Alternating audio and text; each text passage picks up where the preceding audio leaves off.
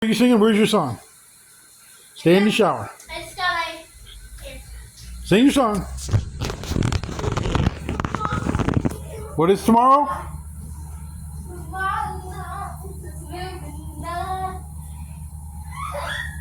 Get in the shower. Don't come out here. Sing it some more. What's the song? Sing the song. You were singing something a minute ago. Turn it down. Make sure you close the curtains. Okay. So what was your song? Movie night. Yeah, there you go. There it is.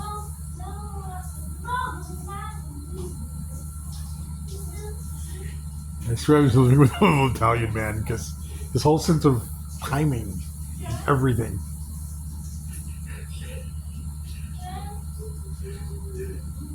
Come on, that's it.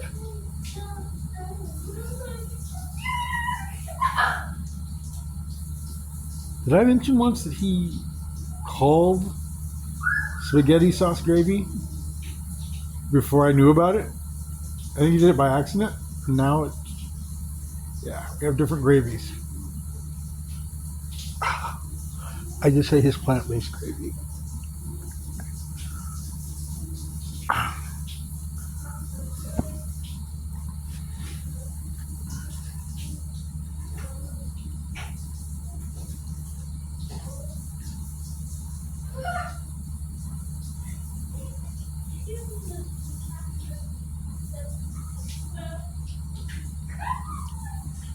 I have a very important family member who are just everybody that prays, please lift him up. Best man I've ever known. The one who inspires me. My oldest son. He also grew up without a dad, but he did things so much better. He healed or just showed focus where I didn't. Well, his mom taught him how to play football and played balls with him when he was a kid. Yeah.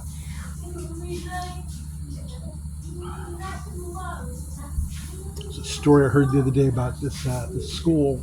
It was on some valley or some mountain or something, and there was an earthquake or something, and the school ended up buried under rock. It was, broken down. And this father, he ran there. He's the first one to get there, and he starts pulling out the rocks. And as other people show up, they start pulling out rocks. And some people last, half an hour, and they give up. Some people last an hour, and they give up. Some people last 6 hours, and they give up. Some people last a day, and they give up. Some people the second day, the third day, the sixth day, the seventh day, the father picks up a rock. He listens, he picks up a rock. And he sees his son, and he reaches down, and he grabs his hand, and he pulls him out. And the son turns around and tells everybody, you see, I told you my dad was coming. And that's the dad I want to be right now for all of my children.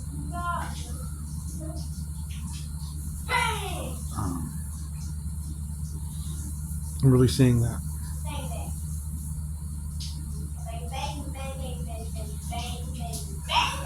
It's the reason for fighting so hard for this one. I don't want to, yeah.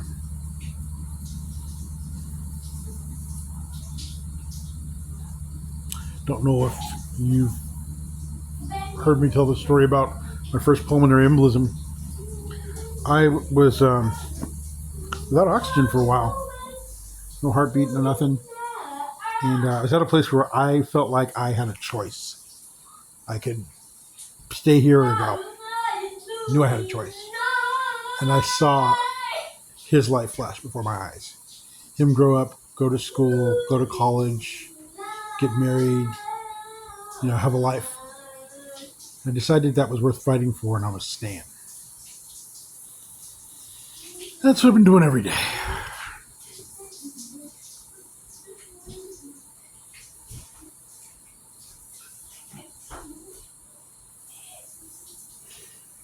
Just got over some pneumonia.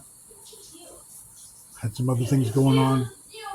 We're getting back into praise, and I'm seeing that as I'm just praising God and being thankful. Even my vision is clearing up. Things are healing. And somehow, every few decades, I forget, just saying that attitude of praise and just speaking life. When I speak our good, my life just suddenly jumps back into good. I'm getting back under that hedge of protection and that grace of God. I'm looking forward to this one. Someone came to me yesterday and was like, hey, I got 4,000 of these things that I need somebody to help me sell. What do you think we should do with them? Give you half, whatever, I want this amount, rest is yours. And I'm like, I know how to do this. I used to run teams doing this. So, I don't know. We'll see how things go. Might be able to point them in the right direction. There's a lot of stuff, that just suddenly comes up. We've got people like we ran out of money again for food the other day. It's the second time the people at the store paid for the rest of our food. The employees. They all know who we are. They all, come in. We come in, they're like, hey, glad you guys are here, and they treat us like family. We're really good people.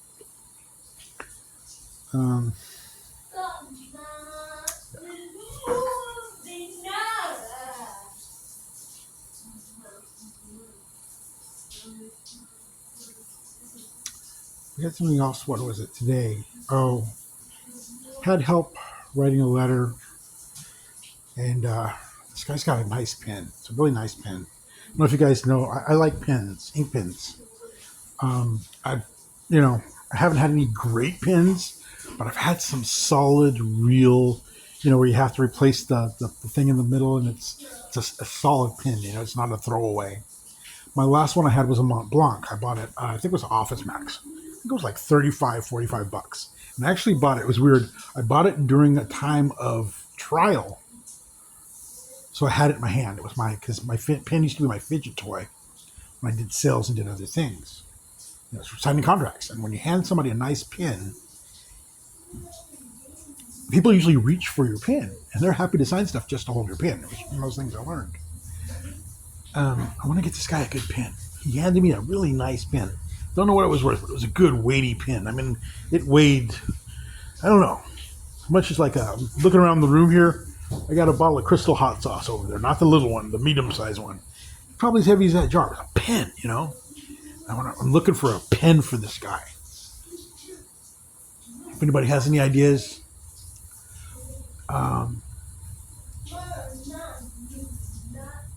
usually like his first haircut, she got one of those 1.5-pound chocolate bars from Trader Joe's. That's usually our thing. But it's not really working now anymore. His first swim teacher, she got a 1.5-pound chocolate bar. Usually the first, somebody who teaches him something, kid who first taught him about soccer. I think he got a few bucks, like $15 or something like that. But the kid was good. The kid was like league good, like private league or off league from his school good. And we taught that kid a little bit about bows. We try to give back where we get from, but we also try to constantly, bless and help. And we're seeing, blessings for most of my life. People have been trying to bless me, and I've been going, no, give it to somebody else. I'm finally not doing that, and I'm realizing that I've been throwing away the blessing that comes to me. We ran into someone I know at a Walmart some time ago, and they couldn't afford. Something happened. They didn't have. We bought their groceries, and later they tried to give us money for it, and I was like, "Nah, give me $20 for this,"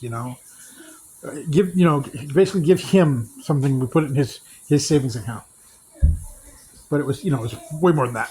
It's worth $100, and it wasn't about. We weren't selling anything. It was just to be able to bless somebody. If you go to the grocery stores where I usually go. Or have been going in the last few years, if you ask the managers, hey, do you know this guy? They'll be like, yeah, this is the guy that, just, if we see somebody who can help, or he just randomly, buys groceries for elderly, or like if I see somebody who's like struggling, you can see it on somebody when they're holding that credit card and they're about to play roulette and they know they don't have it, or a lot of older people were struggling already for the last couple of years. And you can see them counting that money a couple of times and just holding it like tight in their fist while they were counting out their little things. To be able to say, here, I got this part, go get you some more food. the relief in their face, the blessing that we know that we've been turning that away, and now we're accepting it. Oh, I'm sorry, man, ceiling. So this is our shower song. Where are we going tomorrow?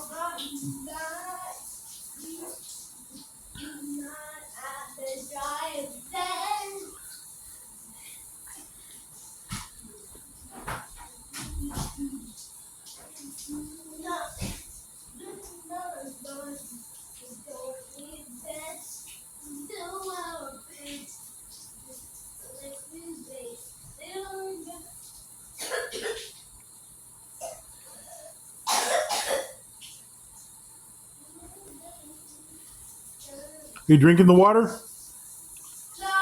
No? Okay. Okay. I'm starting to wonder if I'm trying not to speak it into our life or accept it. Maybe a little allergy stuff now because my lungs are clear, dry. Noticing a little postnasal drip. A lot of people are having allergy season. And it's pretty strong here. Pretty good here.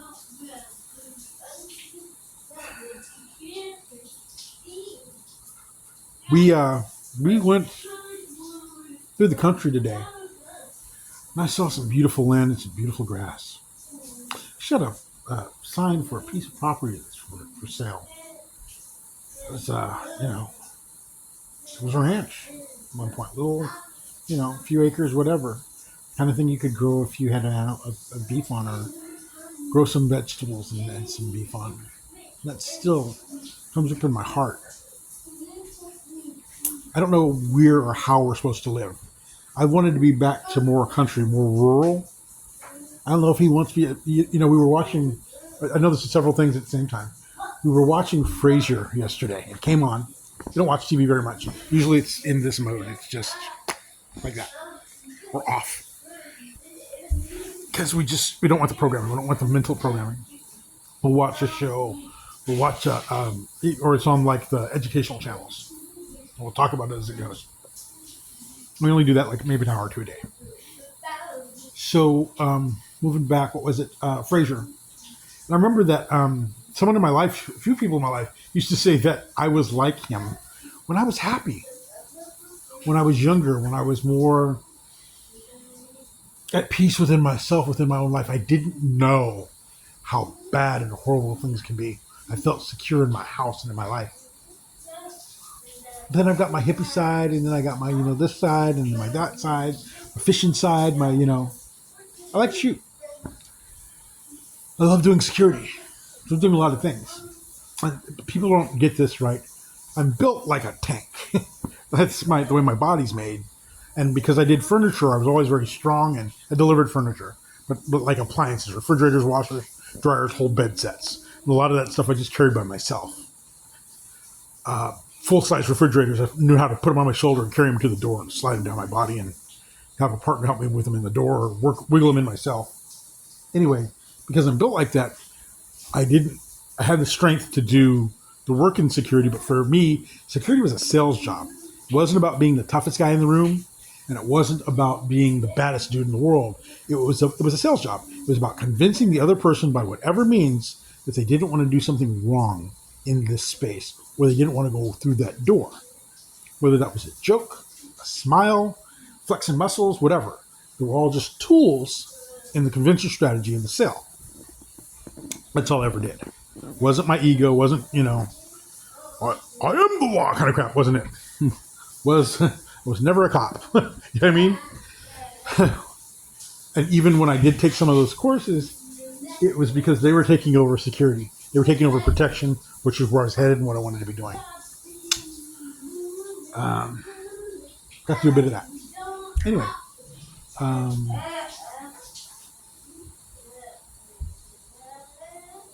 going to talk about different things I did at security. I'm not going to go there. I've done a few things. Some of them actually required force.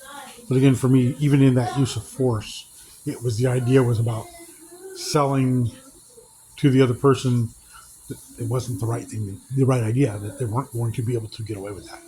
Not, I'm better than you. I'm going to destroy you or hurt you, or I'm, right, or the most right thing in the world, because I'm not. Never have been. I have a petty antagonist right now, a young lady who I mentioned her before. I think she was abused physically, whatever, in her body in many ways.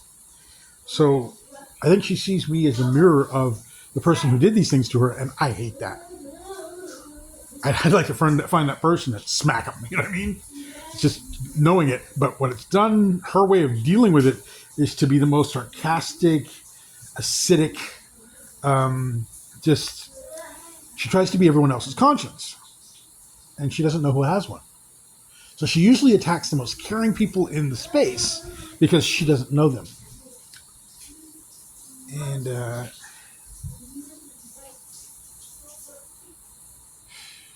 don't know. It's just I hurt for the child, but because of my abuses, I can't allow her to operate towards me in our cooperation in whatever we're doing. If I'm doing my thing in this space and you're doing your thing in this space, you gotta leave me alone. You can't dump that acid and all of your bile on me, because I've done that, and that just I've been bleeding inside. I've had times when I was just passing blood. I've had time when I accepted the negative stuff that other people were pouring onto me, and accepted that it's what it was. And there's still residue of that crap. And it's the most evil thing you can do to somebody. Just speak evil to them for so long that they embody what you're saying. Refuse it and won't do it to anybody else. Won't accept it from anybody. So we have that constant thing going on. This dude is doing math, like just boom, suddenly taking off with all of his stuff. He's got a little friend, a young lady who is also independently schooling. We actually kind of end up doing some of our work together, doing our time. Today they kind of do 100 together. They did some math, they did some addition, some other things. We talked about things like, I think she did the hopscotch thing for them, and she put like something million at the end, M-I or M-I-L-L. And I talked about how the word mille or million, so in English it's million, which means a million, but in Italian it means 1,000. Mille miglia is the 1,000-mile race. 1,000 or 100. Now I'm kind of tongue-tied on this. And the difference in the language and the difference in the concepts and that kind of a thing. And it was it's fun. We had a good time. Yeah. So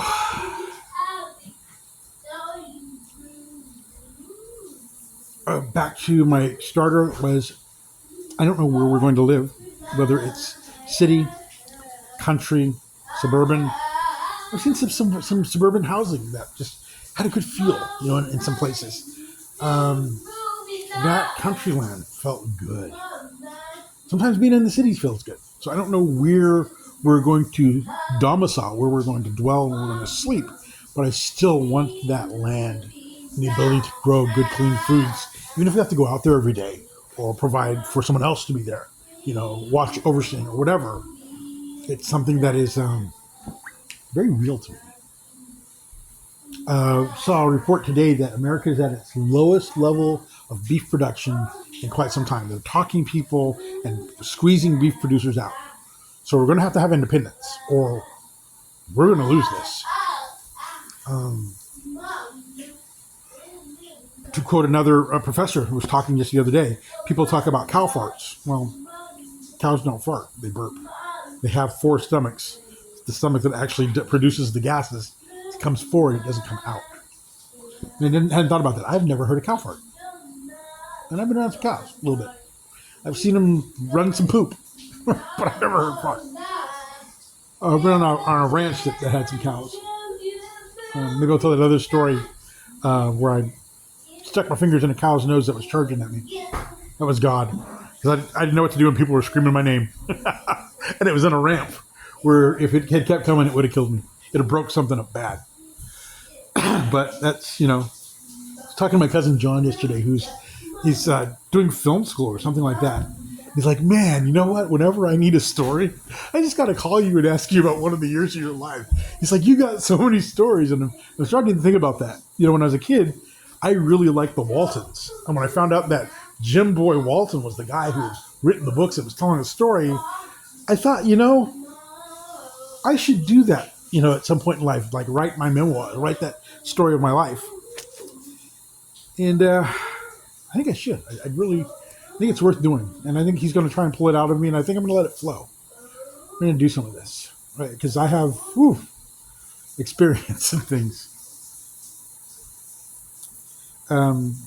Actually, early in my 20s, I was probably 22, 23 one day. I was downtown Sacramento, walking home from someplace, and this guy was happening to walk in the same direction. Hey, you're going this way? Yeah. So we were talking. I don't know, a few blocks down the road, he's like, James, you're a liar. James, that's not true. That's a lie. And we kept walking, kept talking, and somebody who knew me came up.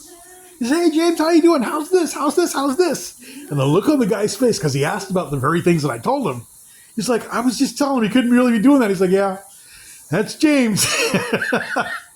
And that's how it was. Just how life has been. You have to know, if you don't know me or haven't seen me, I don't have like a panic attack anymore. But part of my PTSD is I'll have times when I remember when I have done something wrong to somebody else, and I want to cry. I am so sad for anything that I've done and the things I have done that have hurt other people. Caused them harm in any way, That's not where my spirit is. Yes, if I was protecting somebody, I would. If somebody tried to take my kid, I'd probably take their life. Because that's not a problem for me. There's no guilt in that for me now. But maybe even in some of these other things when I was younger, it was the same way. I felt justified, and now it's like, I didn't have to do that. I didn't have to go that direction.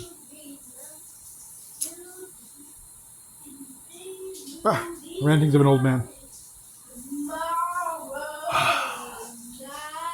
Oh, yeah.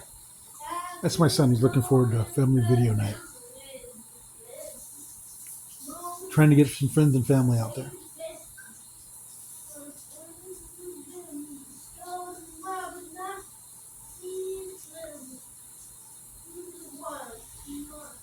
All right. Say bye-bye.